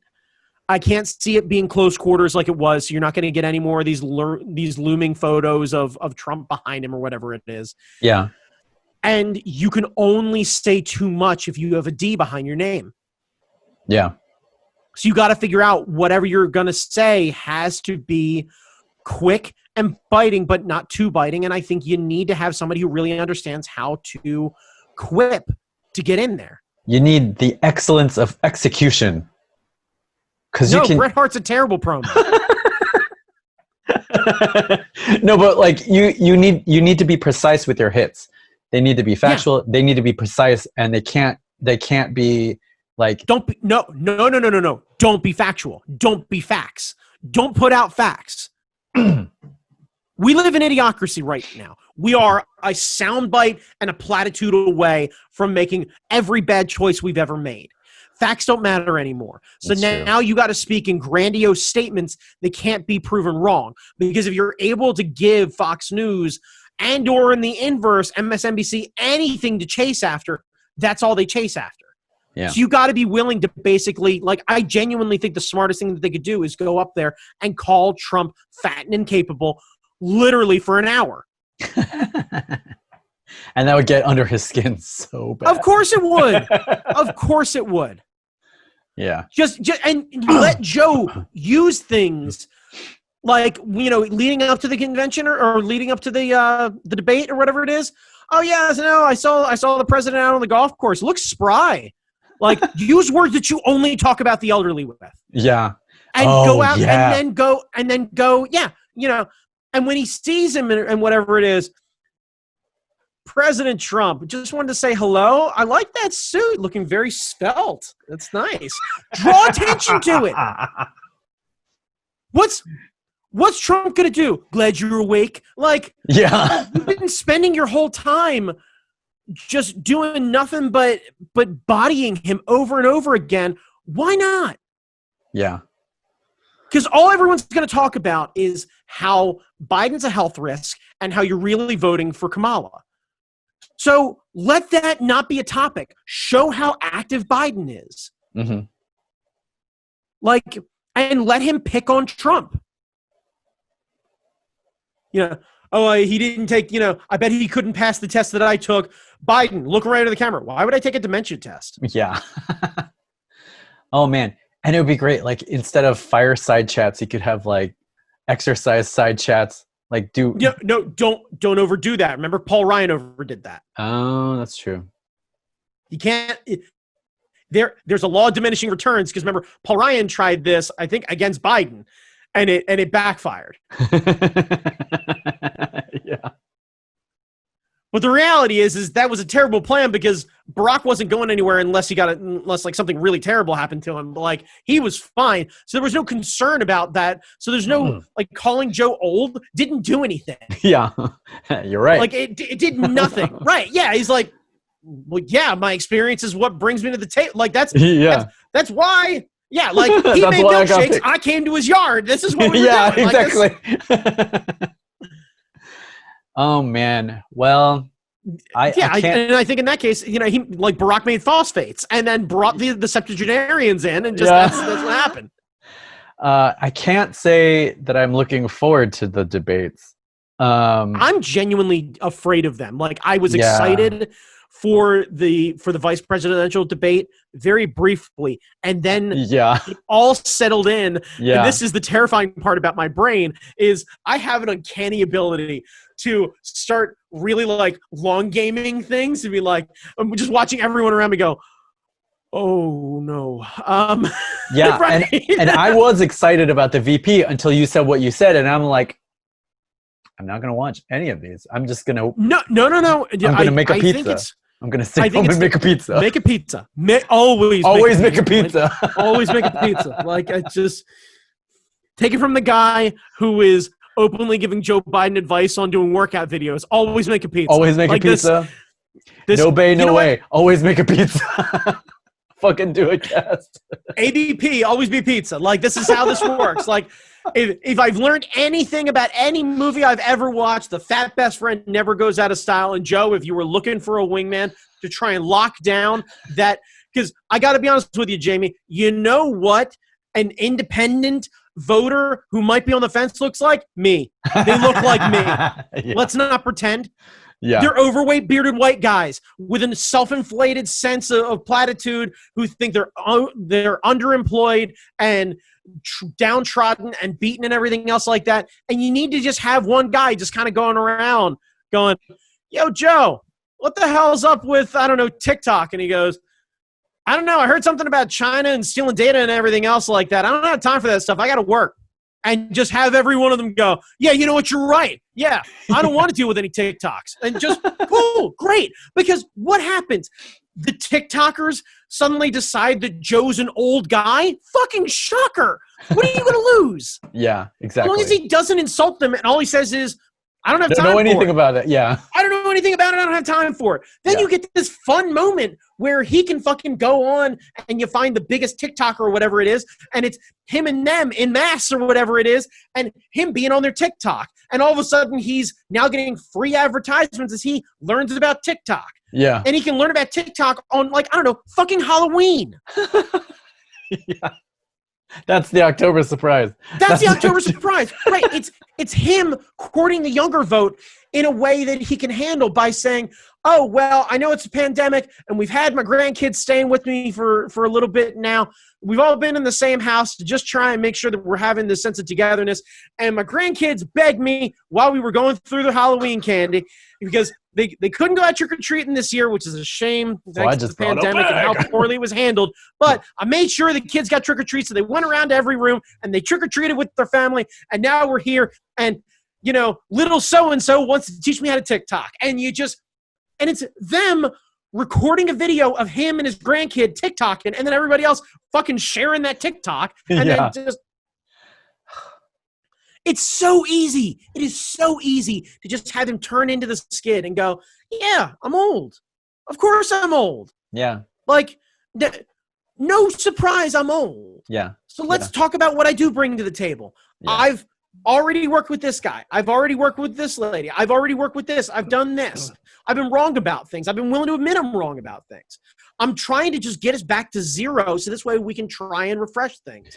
Oh, God. Someone needs to get him to admit to being wrong because he doesn't do that. Like, that's one of his characteristics is like, he never apologizes for anything. He never apologizes. And someone needs to fix that. Someone needs to get him to just fucking, sometimes you're wrong, Joe.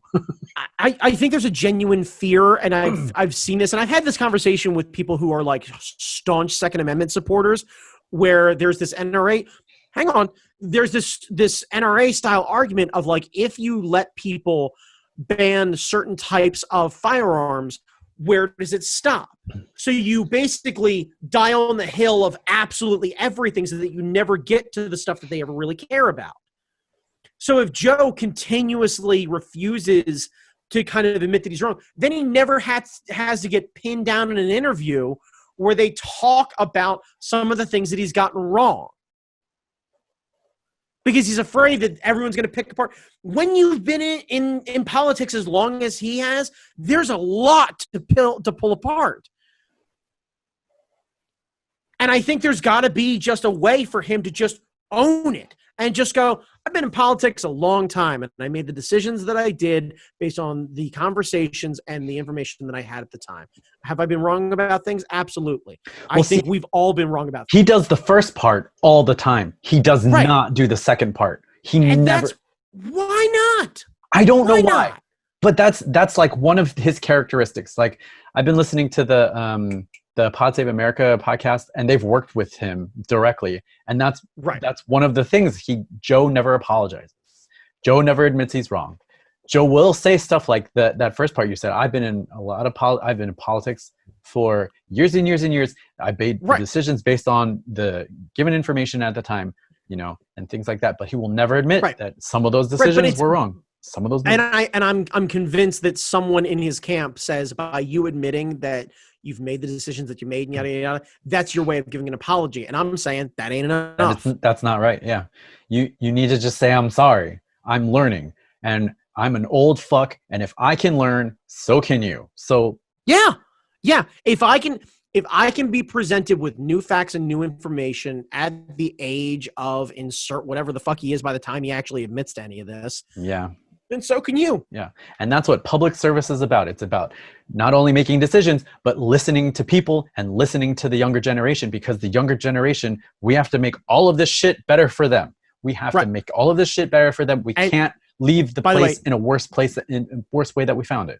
Nope. You absolutely avoid that younger generation comment, because all of a sudden it just becomes a lightning rod about conversations and questions about his stance on AOC and where she stands with everything, and you lose the narrative. God damn it. God damn it. You do. God damn it. Because she's political. She is political lightning. Yeah, that's true. Whether you agree with her or not, whether you want to pick something apart, whether you think she's qualified or not, right now, she's too much poison. Like, she's going to sour anything, because everyone loses their mind over the things that she says, and you lose purpose in what you're talking about. Mm. So I think you avoid that younger generation thing. I also think that nobody gives a shit about the younger generation. We've been fucking singing about this shit since well before Live Aid, but fuck. Oh, God, Live Aid. Right, but like, I believe the children are the future. Let them pave the way and fucking, nope. Nope. I think there's a real issue now. You talk about right now. Why do we need to move to electric cars? Well, gas prices are going to eventually start making their way up, and we cannot be solely reliant on tearing up the landscape to try and find oil and or be at the whim of another country, because we don't generate enough of it to be self-sufficient in this sense. We need to start moving toward technology, so this way the oil is available for people who will need it at the time while technology continues. Yeah. It's the simple premise of just, hey, do you want $9 a gallon gas? Because it's going to happen in your lifetime. Yeah. It's going to happen in your lifetime. It's a finite resource. It's a finite resource, and you will, even in your most rural of areas, probably in our lifetime, see $10 a gallon gas. And that'll be the tipping point, by the way. Keeping gas under $10 a gallon will absolutely be a political tipping point. Yeah.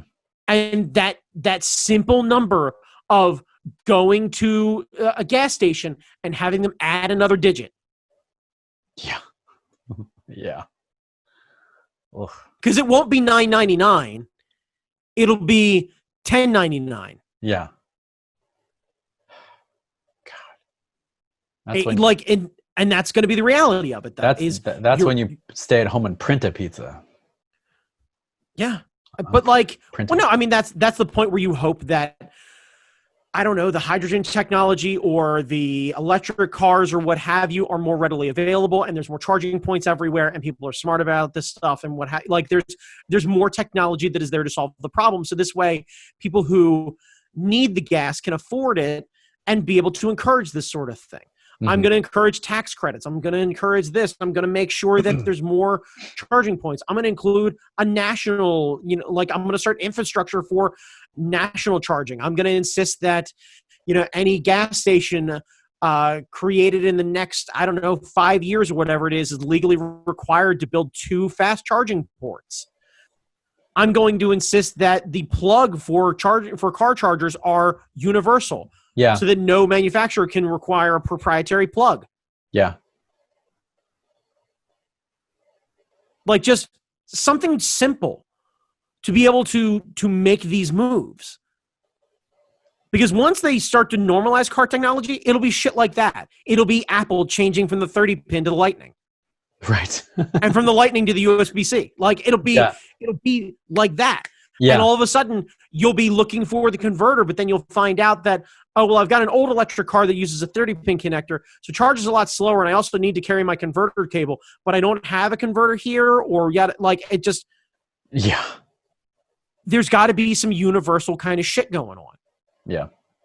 And it's got to be like there has to be some real government oversight as we start to change an entire network of how we do things. And you got to be smart enough to recognize it. And if you're not, we're going to fail. But you got to start talking about things that affect people right now. Your heating and air, your unemployment, your Medicare and Medicaid. If you scare people enough into realizing that you and I may be able to actually apply for Medicare, Medicaid, and Social Security. But will it still be funded by the time we pass? I don't know. Because reasonably, we could be on that for well over 25 years. Mm-hmm. That's a long time to rely on an agency and a system that it's a political hot button topic. Yeah. I mean, imagine what happens if they tell everyone, hey, so we privatize this or we remove this tax to be able to help jobs in America and yada, yada, yada. But everyone who's on Social Security right now is going to be making 5% less. Oof. 5% in an already tight budget. Yeah. What goes? Like what are they sacrificing? Because their bills are still going up, but they're on a fixed income. Yeah. So they're already losing 2% a year based on inflation, and now they've got to try and do that, and then that's when we set up the OnlyFans for. That's when we set up that geriatric OnlyFans. Geriatric OnlyFans. Yeah. There's somebody for everybody. Yeah. Oh, God damn it. Yeah. And we call it like Charleston.com or something like that. Welcome to Charleston.com. I don't know. And this is the thing, though, is I think you don't talk about the future. I think you talk about right now, the things that you're genuinely afraid of, what keeps you up at night, because you're a single issue voter and you have trouble viewing things. We have trouble doing kind things for each other when we're all living. The idea of trying to make us right decision for our grandkids, fuck. I don't know my grandkids. I don't know if I'm going to like my grandkids. Fuck my grandkids. Like, just... I gotta put food on the table now. I gotta be able to cover things now. If I can't cover things now, how the fuck is there going to be anything there for my grandkids? How the fuck are there going to be grandkids? Yeah. Like, so I gotta believe that you gotta start marketing to people right now. You avoid that future thing. You avoid any sort of long-term thing. You start talking about how the sky's on fire right now. Everything is on fire right now. And every ad that you see that says that this is going to happen, the footage that they're using is from last week. Yeah. You start calling them out on this. Yeah.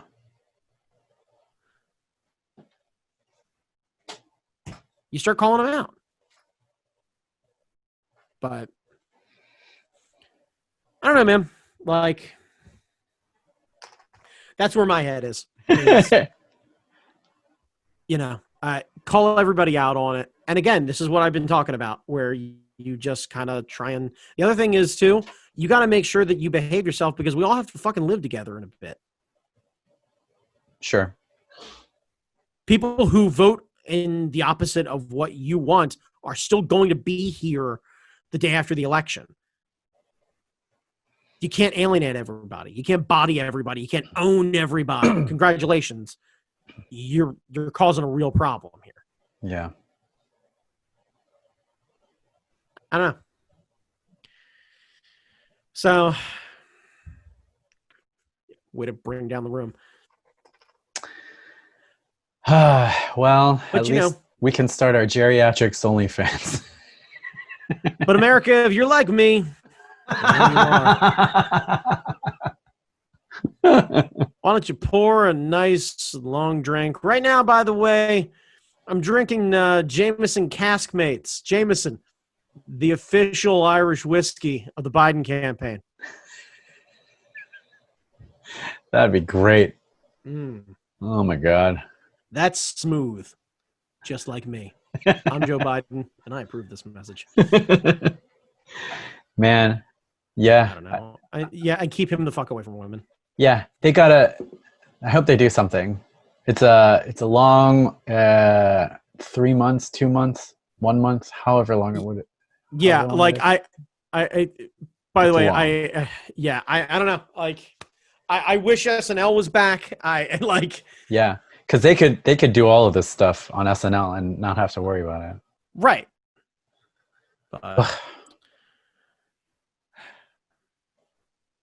Well, Brandon, where can people find you? You can find me on Instagram at that guy Chalmers. For the record, I get into none of this shit on my Instagram. So I don't want to talk politics on social media. I don't think you can get anywhere. But I'll definitely rant about it when you corner me. Jamie Noguchi. Where can they find you, sir? Jamie Noguchi on Instagram, Angry Zen Master on Twitter, where I do talk way too much about politics all the time. So there's that. Also, I complain about Adobe products all the time. Because fucking Media Encoder, oh my God, Media Encoder. It has one job, Brandon, to encode my media. No. It never works on the first try. It never works on the first try. Sorry, it has 3 jobs. 1, to crash constantly. Yeah, it does. Great at that. It does. It 2, is very good at to that. Frustrate you, and it's even better at that than it is at crashing. Yeah. And then 3, to encode media. That's the hierarchy. It does those first 2 very well, and when it does the third one, it takes twice as long to encode the piece of media that I'm trying to encode. It spends a lot of time and effort doing the first 2. Shit ain't easy. Yeah.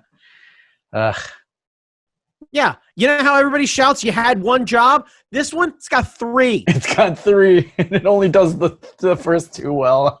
Yeah. How can you expect it to do 3? It's got to make it through 2 to get started with. Yeah. You're just over there just making the media. Ooh. How you going to get it on the YouTubes? You got to encode it, bitch. Yeah. How about that? Yeah. Encode my media. Catch me outside. Yeah. Yeah. Fuck. All right, I'm gonna stop this. Do it.